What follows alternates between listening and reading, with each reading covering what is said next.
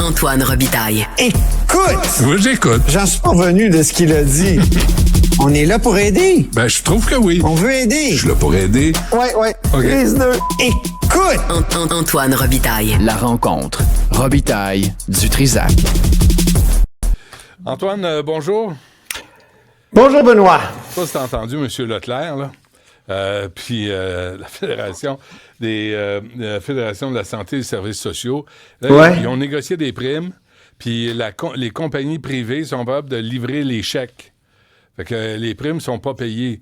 Puis là, il va y avoir des retards, puis il va y avoir des intérêts là-dessus, puis c'est toi, puis moi, puis Stéphanie, puis tout le monde qui écoute là, présentement, là, qui travaille, qui paye des impôts, vont devoir défrayer tout ça parce que au gouvernement, on signe une entente, mais on ne se revire pas de bord pour dire aux fournisseurs privés, assure-toi que les chèques vont être livrés à temps. Sacramouille. C'est incroyable, hein? Mais c'est la compagnie Phoenix qui s'occupe de ça ou? Non, c'est une autre Logibec ou quelque chose de même. Là, c'est une compagnie privée choisie par qui, on ne sait pas. Puis est-ce qu'il va y avoir des extras ou des pénalités à cette compagnie-là? On ne sait pas non plus. Fait que c'est comme ça que ça marche. Et pendant ce temps, il y a on pensait qui ont 10% de plus parce que là, ils auront plus les normes syndicales pour avoir des heures supplémentaires payées. Donc, il faut leur en donner toujours plus. Parce que c'est Santé Québec, comme tu disais hier, c'est une agence, c'est pas un ministère. Il y a des choses que je comprends pas dans notre monde, c'est qu'on est de plus en plus sophistiqué de façon informatique. On parle de l'intelligence artificielle, on pose des questions à ChatGPT. Ouais. Comment ça qu'il y a des affaires aussi élémentaires que faire des chèques? Je veux dire, ça a commencé quoi? L'informatisation du système de paye, là, ça remonte aux années 60. Ouais. C'était pré-Commodore 64. Donc, Gutenberg imprimait des chèques, ça gramouille. C'était plus efficace! Il a imprimé la Bible, puis après, il a imprimé des chèques. Là, il sortait...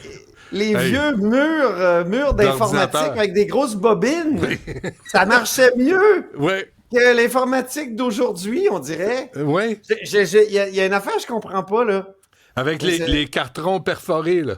Tu sais, les cartons perforés qui rentrent. Je sais que c'est carton, ils ne pas, là. La femme bionique, là, quand elle voulait faire sauter quelque chose dans un complexe de méchants, c'était toujours un gros truc, il y avait des étincelles. Mais ça, ça flambait. Ça marchait bien, ces ordinateurs-là. Et c'était sur le point de conquérir le monde. Dans les films dont tu parles, il allait conquérir le monde avec des Commodore 64 à bobine. C'est ça? Non, c'est vraiment un paradoxe de notre époque. Oui, un parmi tant d'autres. Là, on demande le départ de M. Carman, mais s'il a joué aux cartes avec M. Legault, il ne sera pas limogé. Oui, Québec solidaire est allé très fort là-dessus ce matin, tant en point de presse qu'en période de questions. Là, Gabriel Nadeau-Dubois a répété le fait que ça fait 6 ans que M. Carman est en place et ça va de mal en pis. Alors, qu'est-ce qu'il a dit? Qu'est-ce que ça prend au Québec pour démissionner comme ministre? Là? C'est clair qu'il est dépassé, qu'au fond... il y a eu un débat d'urgence où M. Clich-Rivard dit qu'on sentait pas l'urgence chez M. Carman. C'est là-dessus qu'on a tapé à Québec solidaire, alors que le gouvernement s'est défendu, a dit on a quand même fait des choses, il y a une commission, puis surtout, il y a une nouvelle personne en place. Leslie Hill, écoute, c'est l'espoir là, du gouvernement. On s'accroche à cette femme-là. Pas de pression, hein? Je viens juste d'entendre avant d'entrer en ondes une entrevue qu'elle a donnée, puis Mario Dumont il a posé la question, mais là, avez-vous peur? Puis là, elle a dit, si j'étais une personne anormale, je n'aurais pas peur. J'ai peur, c'est sûr. C'est sûr j'ai aimé sa franchise, puis dans le point de presse qu'elle a fait ce matin, elle était extrêmement franche, donc c'est la nouvelle directrice nationale de la protection de la jeunesse qui remplace Madame Lemay, sur laquelle je trouve qu'on s'est un peu essuyé les pieds ce matin au gouvernement. Là. Ça allait mal avant, là ça va aller bien, on a un nouveau chien de garde. Est-ce qu'il y a des cibles qu'on a démontré, là? Est-ce qu'on a dit, voici, là, Mme Hill rentre au poste, là, d'ici le printemps 2025, voici ce qu'on veut voir accompli? Lionel Carman a parlé de la feuille de route de la commission Laurent. Et Mme Hill avait dit, comme ancienne commissaire de cette commission-là, que ça prenait trop de temps, là, et qu'on devait accélérer le pas. Elle l'a redit ce matin en conférence de presse, puis c'est ce qu'elle veut faire. Elle dit, et les cibles, tu me poses la question sur les cibles, j'ai pas de chiffres en tête. J'ai bien écouté tout ce qui s'est dit, là, et il n'y a pas vraiment de cibles. Mais on insiste beaucoup sur la transparence, qui a dit qu'il va être au cœur de ses priorités et qu'il va avoir une directive sur la transparence. Là, qu'est-ce que ça veut dire? Est-ce que ça veut dire que la fameuse confidentialité qui sert parfois à la DPJ pour se cacher, est-ce qu'on va en finir avec cette confidentialité-là extrême qu'on pousse très loin au Québec, hein, en toutes sortes de domaines, là? Ouais. Confidentialité, c'est épouvantable. Alors je t'ai déjà parlé plus, de l'accès aux archives. Là. Écoute, c'est complètement débile. Là. Je t'avais parlé de mon exemple sur la confidentialité. Là.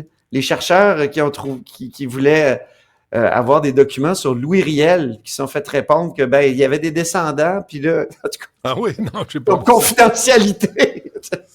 Non, mais c'est fou la confidentialité au Québec. Ouais. Ça nous empêche, je suis certain, moi, à développer toutes sortes de systèmes informatiques qui seraient beaucoup plus efficaces. Mais quand je pense que toutes nos finances publiques sont...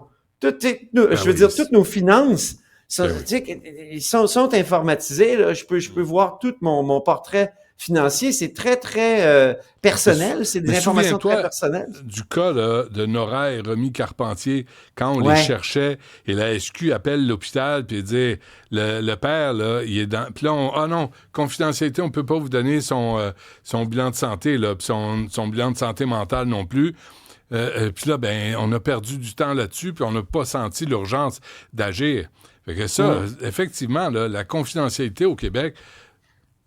Il faudrait revoir quand est-ce que ça s'applique et quand ça peut ne pas s'appliquer. J'ai hâte que tu l'aies en entrevue, en tout cas, Mme Hill. Ça a l'air d'être vraiment une directrice intéressante. Et je tiens à dire, en terminant là, ce segment-là, ce sujet-là, c'est que Paul Saint-Pierre Plamondon, lui, a dit qu'il ne voulait pas nécessairement la démission de Lionel Carman. Pas parce qu'il le trouve formidable, parce qu'il dit si tous les... C'est drôle, il avait fait de la politique avec ça. Il dit, si tous les ministres qui ont perdu le contrôle de leur dossier à la CAQ perdaient leur ministère, devaient être remplacés, il y aurait à peu près 3/4 du gouvernement qui démissionnerait. Il a mentionné Dubé, il a mentionné évidemment Roberge, là, et ça va être notre prochain sujet d'ailleurs, l'immigration. L'immigration. C'est incroyable, on a l'impression que le gouvernement est dans un train là, qui s'en va dans un sens, puis qu'il a décidé de tirer l'espèce de frein d'urgence, là, qui est le frein. Donc, le train freine et on entend le bruit du métal sur le métal. C'est ça qui se passe actuellement parce que le gouvernement a décidé de ne plus envoyer aucun certificat de sélection du Québec dans 2 programmes d'immigration très importants, très recherchés, dont le PEC. Ça, on est dans l'immigration permanente, tu sais. Ce qui a beaucoup fait jaser dans les dernières années, c'est l'immigration temporaire. On avait beaucoup insisté là-dessus au gouvernement. On parle toujours de 600 000 temporaires au Québec. Ça comprend toutes sortes de catégories, là. C'est autant les étudiants que les demandeurs d'asile, les travailleurs temporaires. Il y en a qui sont choisis par Ottawa, il y en a qui sont choisis par Québec, ce qui rend ce dossier-là extrêmement complexe. Mais jamais Québec avait laissé entendre qu'il pourrait, pour une raison de planification pluriannuelle, là, carrément arrêter pendant 8 mois de donner des certificats de sélection du Québec.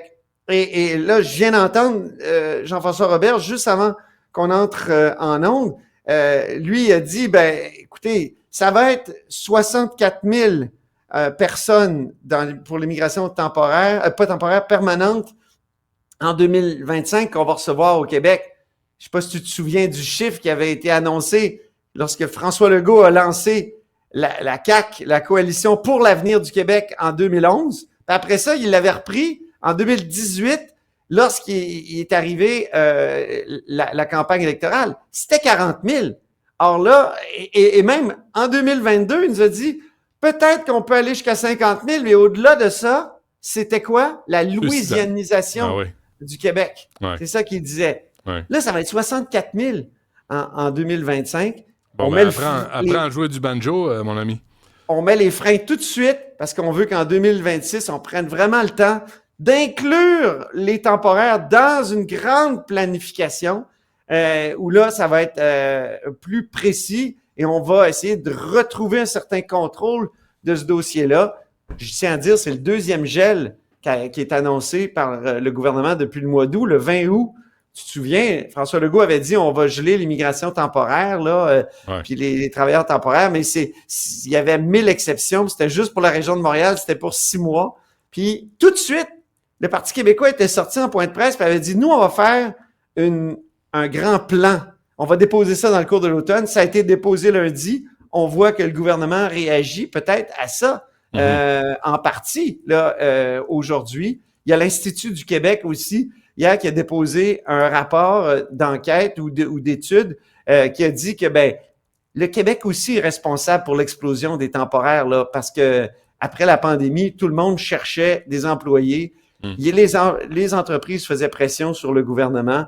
Donc, eux aussi sont responsables. Avec des campagnes de recrutement aussi. À l'étranger, absolument, oui. Absolument. OK, rapidement, Antoine, le changement d'heure, c'est un appui massif. Tout le monde veut quoi? Veut être à l'heure d'automne. Moi, je vais être à l'heure. Les gens veulent arrêter le changement d'heure, mais on ne s'entend pas sur l'heure d'été ou l'heure d'hiver. L'heure d'été semble avoir un certain avantage. C'est un débat déchirant. L'heure d'été, c'est quoi? C'est plus de lumière le matin? Oui, c'est ça. Le soir? Non, le soir. Le soir. Personne ne le sait. Il y avait un débat. Il y avait un débat dans l'équipe parlementaire ici entre les amateurs de rosé du soir, donc ils auraient voulu plus de lumière. Donc, eux, c'est heure d'été, cocktail. Puis les coureurs maniaques du matin comme moi, là. Ouais. Moi, j'aime ça courir au lever du soleil. Je veux pas aller courir, je veux dire, à noirceur totale. Donc, moi, je serais pour... On garde l'heure d'hiver. Ouais. Moi, je préfère l'heure d'automne. C'est pour un compromis. On peut-tu trouver quelque chose, pour ça? Une demi-heure. Je t'aurais identifié à l'aile cocktail, moi. Ah, je pense que oui aussi. Oui. Merci, Antoine. On se reparle demain. Avec un cigare. OK, salut. Arrête, j'ai tellement le goût de fumer aujourd'hui. Fais-moi pas ça. Merci, Antoine. À demain. À demain.